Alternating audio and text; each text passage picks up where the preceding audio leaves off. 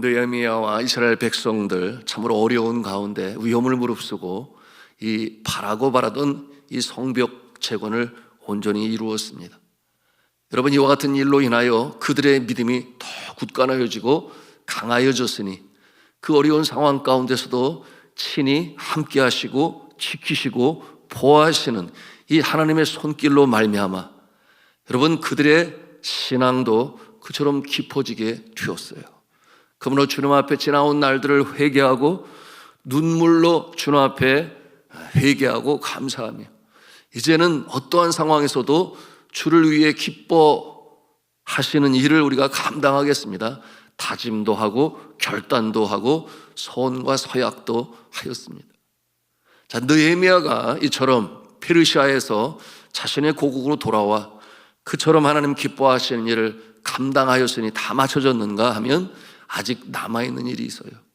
그 일이 무엇이었는가 하면 이처럼 중건되어진 예루살렘 성벽과 성전, 이 거룩한 성에 어떠한 자들이 살아가야 하는지, 여러분, 그 예루살렘 안에 이 사회적인 이 질서를 세우고 그리고 외세의 침략으로부터 보호를 해야 하며 이 성전을 지켜 보호해야 하며 또한 그 성읍이 그야말로 하나님 기뻐하시는 성읍으로 부흥 성장해야 되는데 여러분, 이 일이 남아있는 거예요. 누가 이곳에 거해야 할 것인가? 여러분, 이스라엘 백성들이 함께 힘을 합하여 예루살렘 성벽을 재건하였지만 그러나 정작 그곳에 살고자 하는 사람들은 많지 아니했어요. 굉장히 참 이 역설적인 모습인데 왜 그랬는가 하면 여러분, 이 예루살렘 성은 이스라엘의 영적인 센터요, 여러분 수도였기 때문에 외세의 침략이 시작되면 가장 먼저 타겟이 되는 것이 예루살렘 성읍이에요. 그러니 그 외세의 침략을 막아내야 되는데 이미 한번 이렇게 크게 당하지 아니했나요? 그러니 그들의 마음에는 이 안전에 대한 두려움이 있습니다. 그런가 하면 또 그 거룩한 성이라고 오늘도 말씀하고 있는데 이 거룩한 성읍에 살기 위해서는 어떠한 자들이 그곳에 거해야 하는가? 심령적으로 하나님 앞에 거룩한 자들이 살아야 돼요. 또한 이 예루살렘 성전을 지키고자 하는 용맹성도 있어야 돼요. 많은 제약 가운데 이 신앙이 없는 자들은 오히려 그 제약으로 말미암아 불편했을 것입니다. 그러므로 그렇게 많은 사람들이 살려고 하지를 아니했어요. 여러분, 이와 같은 상황에서 지도자인 이 느헤미야는 어떻게 이 문제를 해결해야 하겠습니까? 하나님 앞에 기도하는 가운데 그가 임시로 이 아닥사스다 왕의 이 보냄을 받아 이 예루살렘의 총독의 역할을 감당하게 되었으니 그 사명을 감당하는 모습을 우리가 오늘 볼 수 있습니다. 이 느헤미야는 이 총독의 권한을 가지고 새 예루살렘 성읍에 거할 자들이 누구여야 하는지를 이제 발표를 합니다. 여러분, 그 사람들은 포로 생활 이전에도 이 예루살렘 성읍의 주인의 역할을 감당했던 유다 지파 그리고 베냐민 지파, 그의 후손들이 이 예루살렘 성읍을 지키고 보존해야 된다, 그렇게 명합니다. 그러므로 지도층에는 유다 지파와 베냐민 지파에서 나온 지도자들로 그 행정부를 구성합니다.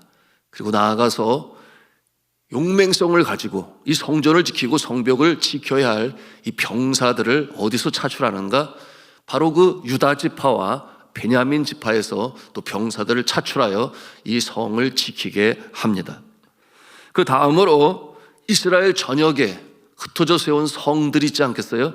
그 성읍에서 이제 11조, 하나님이 세우신 11조 아니겠어요? 10분의 1은 나의 것이다. 그러므로 예루살렘 이 성읍을 지키는 데 있어서도 각 성읍에서 11조 되는 이 사람들을 차출하여 그들로 하여금 예루살렘 이 성읍에 거주하게 하였습니다. 그리고 마지막으로 자원하는 자들을, 스스로 원하여 자원하는 자들, 어떠한 자들이겠습니까? 이 세속의 즐거움보다는 거룩한, 그 거룩함이 열망이 되고 갈망이 돼요. 거룩한 성 예루살렘에 내가 거하고 싶습니다. 성전을 보호하는 일에 내가 앞서 나서겠습니다. 이와 같은 자원하는 자들이 있었으니 그들이 이 거룩한 성 예루살렘 성읍에 거하게 허락하였습니다. 여러분, 이 예루살렘의 평강을 기원하는 자 하나님께서 복을 주시겠다 이미 그전에도 말씀을 하셨어요. 여러분, 이와 같은 모습을 보면서 우리가 참 배워야 할 것이 있죠. 그처럼 부담을 가지고 그러나 거룩하게 살기를 바라는 이와 같은 모습, 자원하는 마음으로 솔선수범하여 느헤미야가 그렇게 부탁을 하고 명할 때에 기꺼이 그곳에 살기를 다짐했던 모습들, 그 모습을 보면서 우리는 이 시대에 어떠한 모습을 연상할 수 있습니까? 세속에 물들지 아니하고 주의 몸된 교회를 위하여 하나님의 나라가 확장되어지는 일에 진리를 수호하고, 그리고 그 안에 거함으로 말미암아 그의 나라와 그의 의를 구하고자 하는 자들, 먼저 그의 나라와 그의 의를 구하고자 하는 이 시대의 거룩한 성도들의 모습을 우리는 연상해 볼 수 있는 것입니다. 그러므로 오늘의 이 말씀을 통하여 우리가 배우는 교훈이 바로 그것이에요. 우리가 생계를 위하여 열심히 수고하고 애를 쓰지만 동시에 하나님 기뻐하시는 이 진리를 수호하고 또한 거룩을 유지하며 산후의 동네의 모습, 그 모습을 통하여 만방의 빛을 전하는 일에 쓰임받기를 원하는 이 자원하는 모습, 바로 여러분의 모습이시기를 주님의 이름으로 축복합니다. 자, 이와 같은 모습을 보면서 이 교회가 어떠한 모습으로 서야 하는지, 그 형성되어지는 교회 안의 성도들은 어떠한 모습이 되어야 하는지, 이 주어진 인물을 생각하지 않을 수가 없어요. 그러므로 이 예루살렘 성읍을 뭐라고 별명을 지었는가? 산 위의 동네라.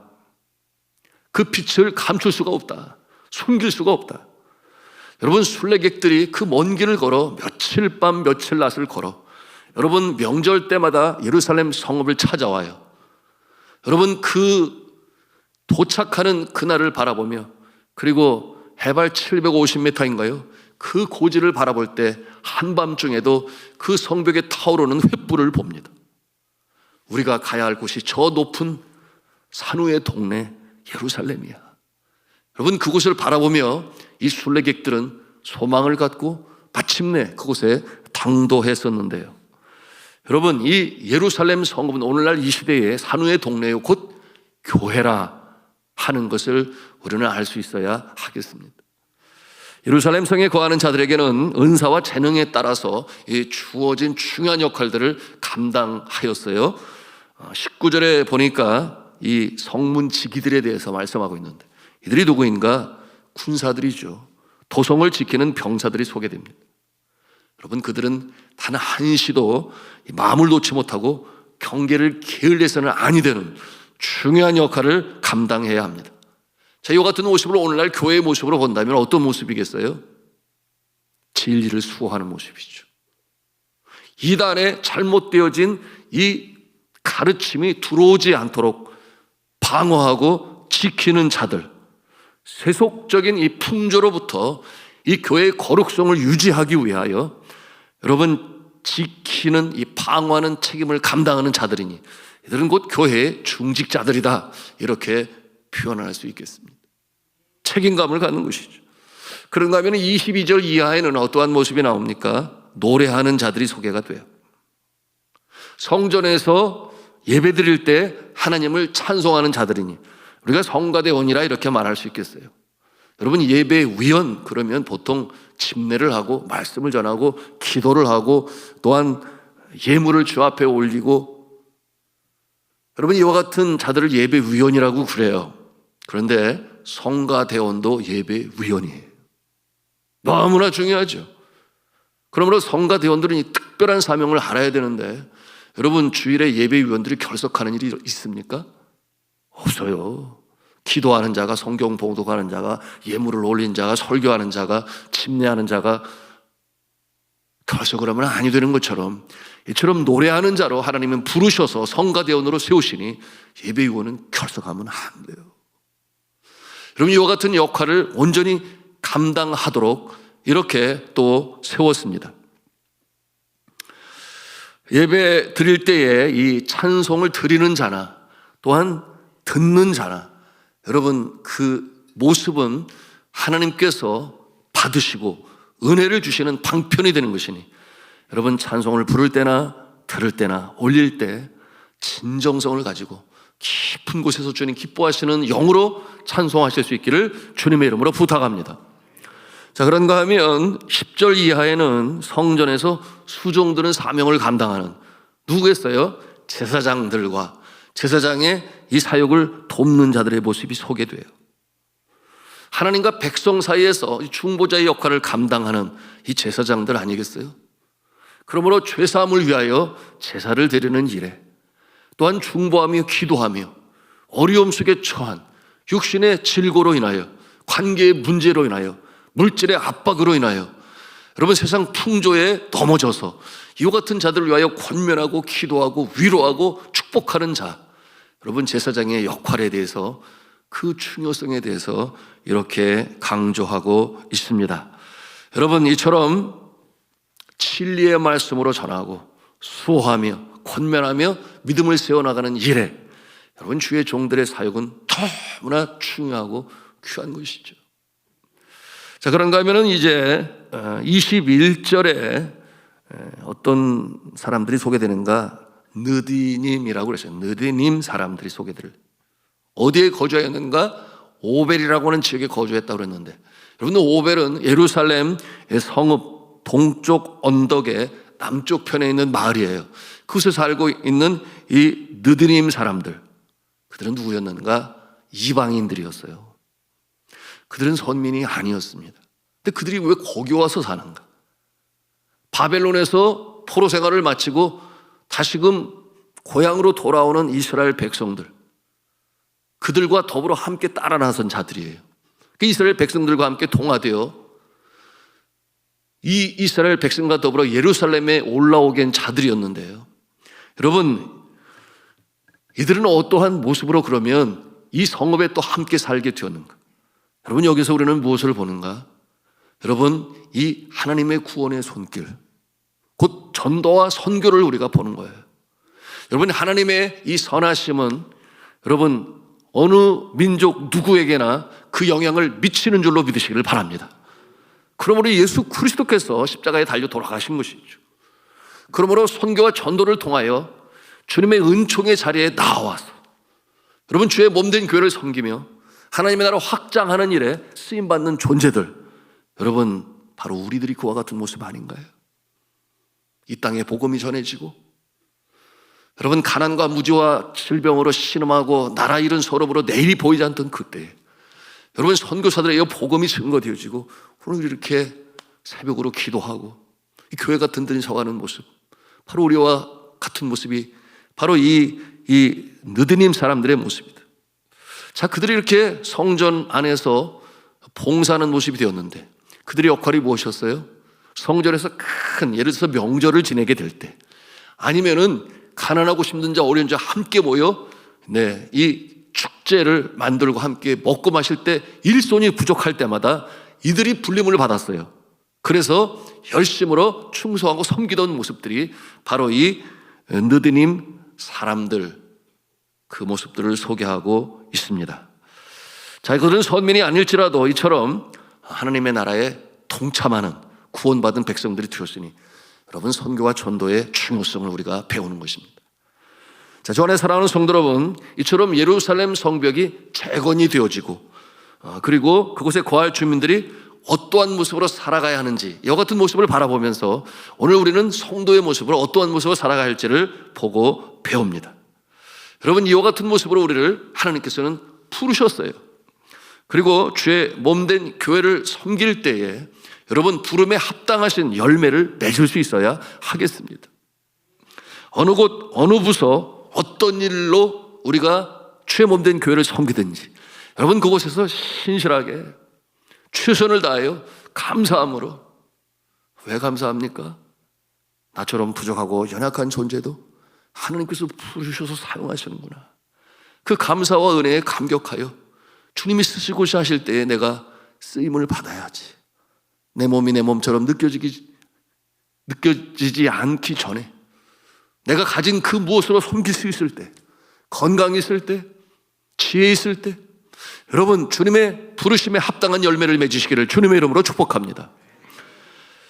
그런가 하면 20절에 보니까 유다 모든 성읍으로 흩어져 사명 감당하는 자들의 모습을 소개하고 있어요. 그들은 예루살렘에 거하는 것이 아니라 밖으로 보냄을 받아요. 그들은 보니까 제사장과 레위 사람들이라고 그랬어요. 그리고 자기 기업에 충실하며 살았다 그랬어요.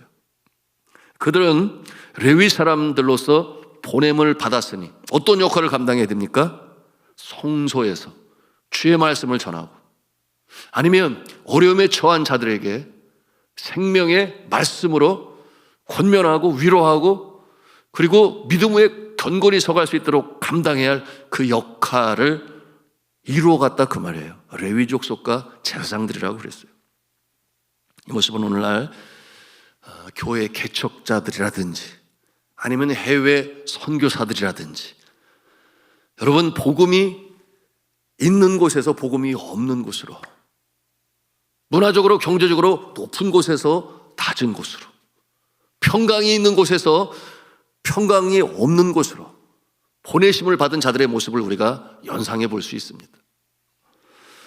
여러분, 이와 같은 모습들은 한 영혼 어찌하든지 구원하기 위하여 복음을 전하고 그들을 믿음 가운데 양육하고 견고히 세워 주의 제자들로 만드는 모습이니, 여러분 우리가 이들을 위하여 응원하고 기도하고 지원하며 여러분 우리가 돕는 자들이 되어야 하겠습니다. 여러분 이 일이 교회에 주어진 일이에요. 어느 곳에서든지 어느 영역에서든지 이처럼 주님께서 주신 이 부름의 사명을 가지고 그 역할을 신실히 감당하게 될 때 주의 몸된 교회는 든든히 서가며 하나님의 나라가 확장되어져 나가는 것입니다. 저와 여러분이 그러시기를 간절히 축복합니다. 이 부르심에 합당한 열매를 맺고자 어려움 속에서도 말없이 신실하게, 여러분 사람의 눈을 보면은 흔들릴 수 있어요.